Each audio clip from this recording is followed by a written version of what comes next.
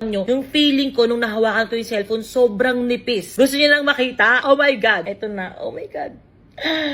Ang feeling niya, pag hawak mo, parang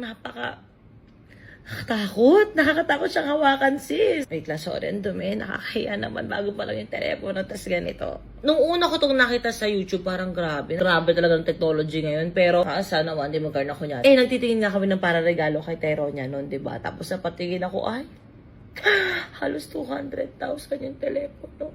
Ang mahal, pero ang ganda. Feeling ko deserve ko to. Ganon. Alam niyo ba na ang nirelease lang sa Pilipinas ay parang nasa 45 pieces lang? At pang-apat ako na meron nito sa Pilipinas. Nung time na binili ko hindi ko na lang alam ngayon. At lagi ito nagmamalaki sa mga nakasama ko. Alam niyo ba, bago ako cellphone, ganon. Sa mga pinakamasayang moment ng buhay ko, ang makabili ako ng telepono na konti pa lang ang meron. At isa ako sa mga nauna. Sabi ko pa nga nun, ano pong kulay meron? Black and red po. Ay, yung black na